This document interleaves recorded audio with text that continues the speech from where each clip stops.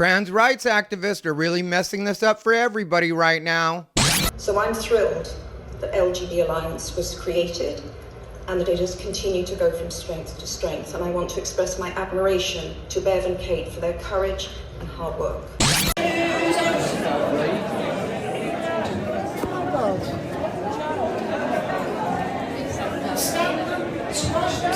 Squash them. Huge apologies to any animal rights activists and vegans. Just kill the buggers.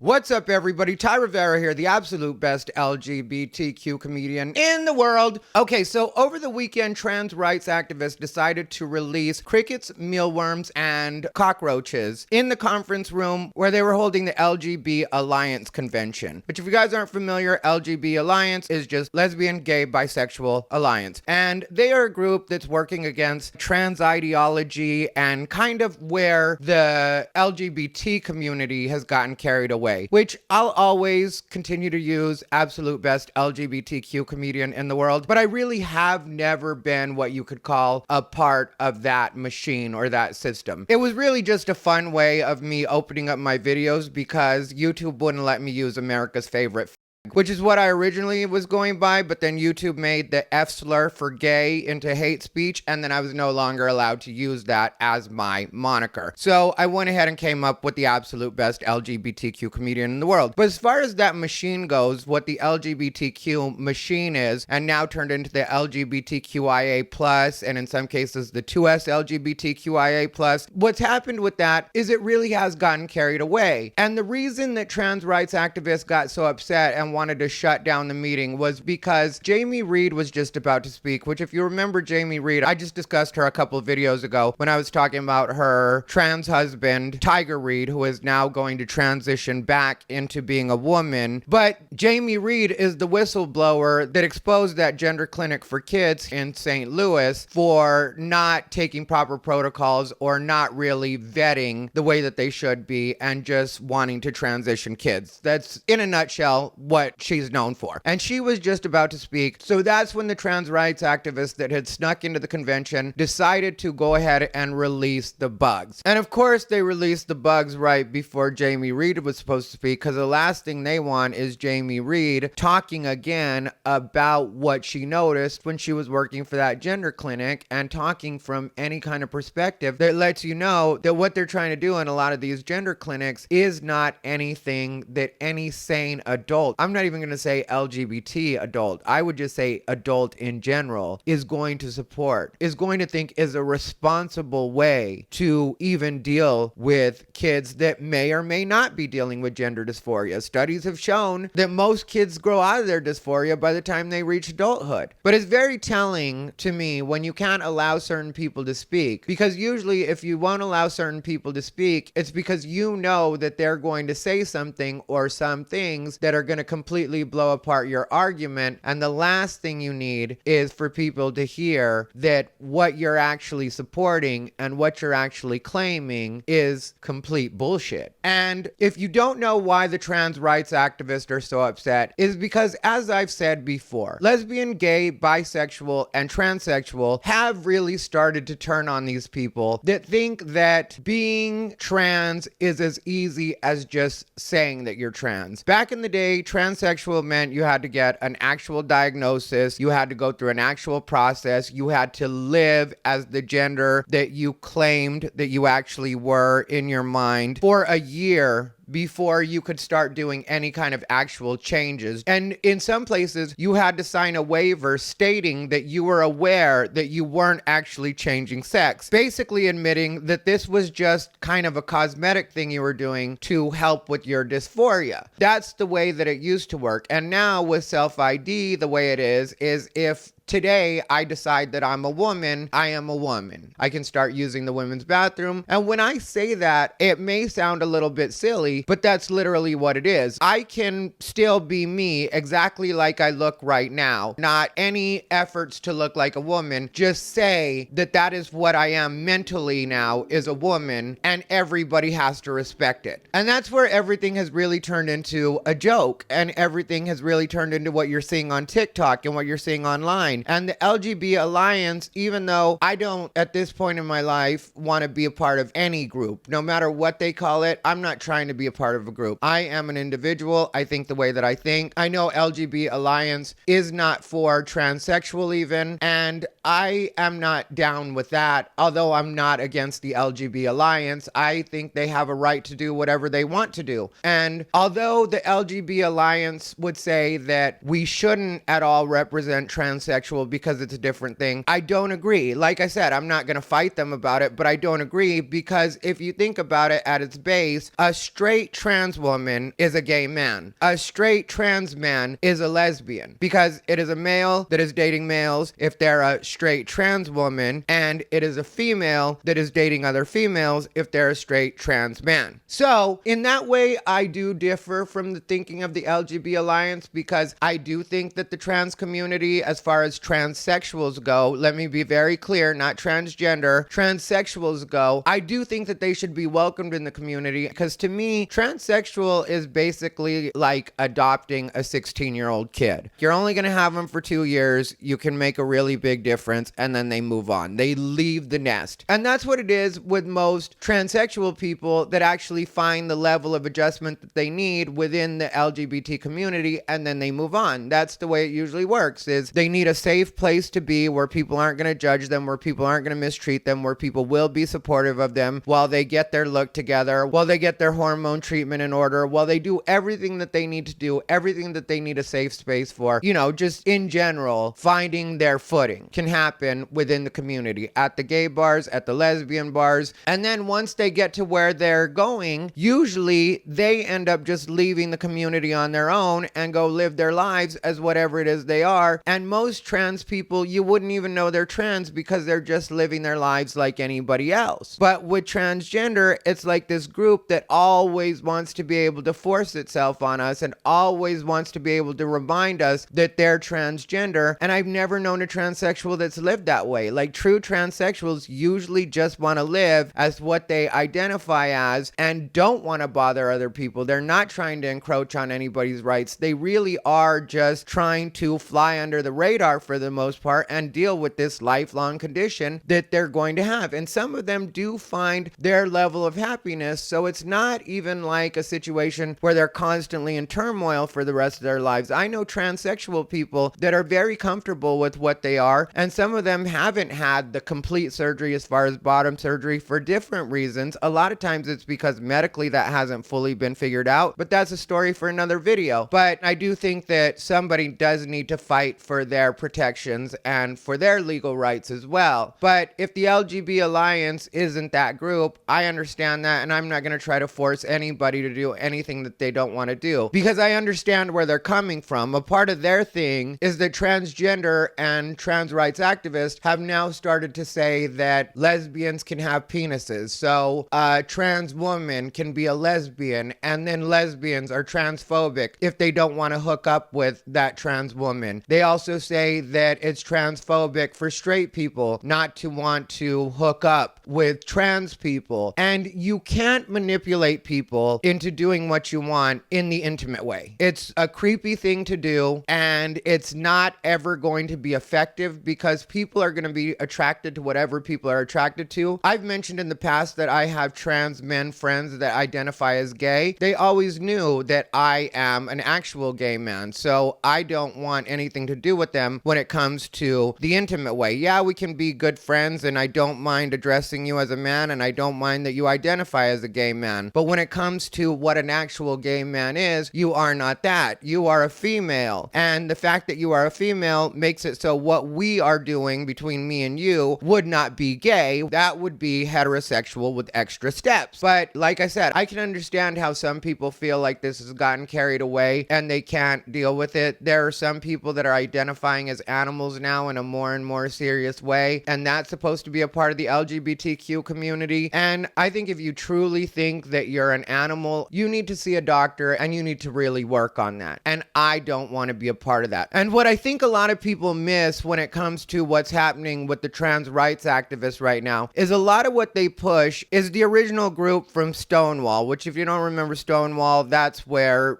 the modern gay rights movement basically started. And two of the main characters in that group that were a pretty big part of organizing for original gay liberation, as they used to call it, would have been Marsha P. Johnson and Sylvia Rivera, who were both trans women. With Marsha P. Johnson, some people say that's debatable, but there is verifiable audio evidence where Marsha P. Johnson does say she is trans, or she was trans towards the end of her life. But in other interviews from before, she had said that she was basically a sissy or a cross-dresser. She evolved into being trans, which wasn't uncommon back in the day when somebody had been drag or cross-dressing for long enough. One day they came to the realization like, oh, this is the real me. We can debate that all day, but it's not the focal point of what I'm talking about right now. What I'm trying to focus on is trans rights activists say because Marsha P. Johnson and Sylvia Rivera were such a huge part of the impetus of the modern gay rights movement that now the entire LGB part owes the trans community, and we can never do our own thing because they were the ones that originally started the movement. Well, they didn't originally start the movement. They were a part of the movement, and they did a lot. I personally do, after looking at a lot of the historical evidence, believe that they did a lot for the movement. But at this point, what's turned into the trans wing of the movement has really gone off the rails. And in my opinion, it's basically turned into that toxic ex that some of us have had that is like, if I can't have you, nobody can. That's why they tried to break up the meeting for the LGB Alliance, was because that's that mentality. If you're not going to be with me, you're not going to be with anybody. You're not going to be a group. That's basically what they're saying there. And they're also trying to pull the same kind of mental manipulation that a toxic ex would pull, where they're like, you would be nothing without me. You never would have been where you're at now if you weren't with me. And it's like, yeah, we would have, and we will, and we'll be stronger without you now. Because what these trans activists really aren't understanding is that they have started to erode a lot of the progress that we've made. And in certain cases, things are starting to take steps backwards because the general public just can't support all this stuff. And I've said it a million times, and I'll say it a million times more. When you start focusing on the kids, that's where everybody's going to draw a line. Not even other LGBT people are down for people messing with the kids. Leave the kids alone. Let the kids be kids. Let the kids develop the way that they're going to develop, and let them turn out the way that they're going to turn out. And when they're adults, they can make whatever decisions they want with their bodies or whatever changes they want to do with themselves, because that's another thing that's going on right now, is there are certain trans groups that truly do believe that you can change your sex, and we all know that you cannot change your sex. You cannot change your DNA. So when you want us as LGB people to really jump on board and say that we support this when we know that it's not true, and when the average person knows it's not true, and you're really trying to push it, and you're getting violent about it, and you're verbally abusive with people about it, and you really can't come at it in any sort of logical way, even though they would claim that the science and the medicine is on their side. But the fact of the matter is, science and medicine isn't on your side. If science and medicine really were on your side, you wouldn't be so angry and trying to shut down other people speaking. You would let people speak because you would know that it was nonsense, and eventually they were going to be proven wrong anyway. But what trans has turned into is just whatever's going on in your head. And not all of us want to play along with every fantasy that you have. Not all of us want to play along with whatever your cosplay is this week. Like when you're talking about gender fluid and you don't have a gender, that's fine if that's the way you want to identify. That's fine if that's the way you want to live. And for the people that you can get to play into your fantasy that way, have at it. But at the same time, it's not anything that all of us need to be involved in. It's not a political movement. And if you want to make that your political movement, then you make that your political movement. Don't try to conflate it with lesbian, gay, and bisexual rights, because those are something different. So it really is time for the trans rights activists and the transgender community to shove off and be their own thing if that's what they want to be. JK Rowling also sent in a recorded message for the LGB Alliance, which she fully gives her support to sex-based rights of lesbian, gay, and bisexual people. And even though transgender rights activists don't want you to know it, JK Rowling is also supportive of actual transsexual people. I'll end up making a video about it in the next couple of days. I just didn't want to make this too long. But JK Rowling has been very clear about the fact that she understands that transsexual and gender dysphoria are actual conditions that people are dealing with. And she even admits to having a transsexual friend herself that she can't see as anything but a woman, which is the way I feel about my friends. What a lot of people don't understand when they're being too hardline about this stuff is that some of us that may say things that maybe the trans rights activists don't think are politically correct, and then the people that are purist when it comes to the topic of gender and the way that that all works out and just says trans women are men. Yeah, at their base that is true, but at the same time, if somebody's dealing with a mental condition, I don't necessarily have to understand it if it's a legitimate medical condition they're dealing with, and if what alleviates that condition doesn't at all affect me. Because if you think about it in the actual sense, people being transsexual does not really affect most of us. So if we're going to get into the weeds of you can't dress this way, or you can't express yourself this way, or you can't go by these pronouns, to me that's where the LGB type lose me, because they're a little too hardcore about that. And for me, that's not what it's about. It's about the actual rights. It's about what is any particular movement really trying to do to shore up and make sure that people's rights are being protected. And there are certain rights that are specific to lesbian, gay, and bisexual that may sometimes be different from what heterosexual society is dealing with. So I understand a need for these types of organizations, and especially right now when transgender really has hijacked the movement and turned it into something that a lot of us don't recognize and don't want to be a part of. And that's where I think groups like the